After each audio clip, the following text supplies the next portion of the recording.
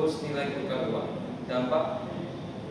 Dampak berubah-ubah atau tidak stabil kondisi ekonomi makro. Karena perubahan pada nilai tukar rupiah memberikan dampak pada perubahan variabel makroekonomi lainnya, sehingga harga barang impor akan meningkat dan diikuti dengan kenaikan harga barang serta inflasi. 2. Pengangguran.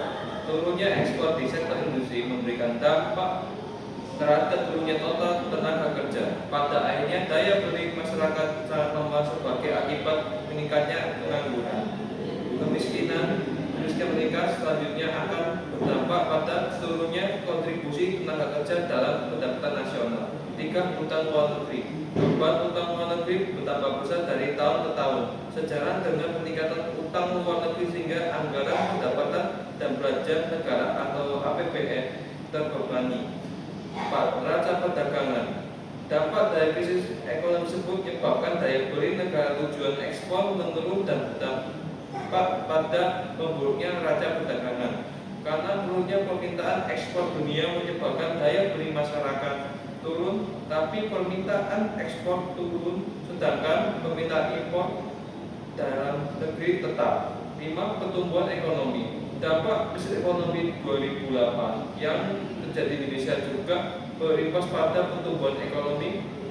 Bank Indonesia mencatat pertumbuhan ekonomi di atas 6% sampai dengan triwulan 3 2008, namun pada triwulan 4 2008 perekonomian Indonesia mulai mendapat tekanan berat.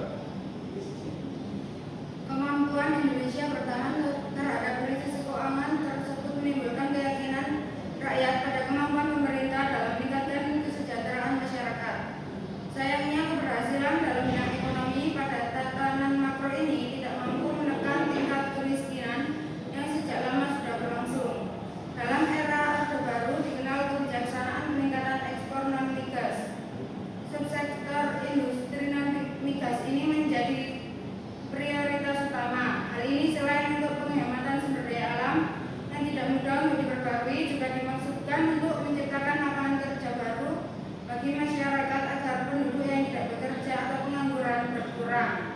Berbagai fasilitas diberikan kepada calon investor asing, termasuk hak untuk membayar upah buruh rendah sebagai keunggulan komparatif. Perbedaan dua kondisi yang berlangsung secara terus-menerus tersebut selama masa yang panjang telah mengakibatkan semakin melebarnya ketimpangan ekonomi antar penduduk di Indonesia. Hal yang perlu diperhatikan adalah jika ketimpangan pendapatan antar penduduk sudah sangat lebar, akan terdapat kecenderungan mengaburnya pertumbuhan ekonomi sebagai ukuran dari pembangunan. Artinya, setiap melihat adanya pertumbuhan ekonomi yang ditunjukkan oleh peningkatan pendapatan per kapita, sulit dirasakan pada saat yang sama boleh jadi sedang berlangsung proses kemiskinan. Proyek datang terkait dengan krisis ekonomi. 1. Penyerahan wewenang dan bantuan keuangan internasional. Profesor Dr. Widijojo Nitisastro diberikan wewenang penuh untuk mengatur ekonomi dengan harapan mempercepat pemulihan ekonomi nasional. Lembaga keuangan internasional memiliki peran penting dalam menegakkan disiplin keuangan dan memberikan resep untuk stabilitas ekonomi melalui kebijakan fiskal, moneter, perdagangan, dan investasi. 2. Pembangunan kelembagaan dan sistem perbankan. Diperlukan pembangunan kelembagaan khususnya di restrukturisasi sistem perbankan nasional dan peningkatan kemampuan teknis Bank Indonesia. 3. Kredit dan bantuan keuangan. Lembaga keuangan internasional memberikan kredit untuk pemulihan ekonomi dengan IMF dan Bank Dunia sebagai pemberi rekomendasi yang memungkinkan aset ke pasar uang dan modal internasional. Kredit sebesar untuk Thailand berasal dari Jepang dan negara-negara Asia, dengan Indonesia menyumbang 500 juta dolar.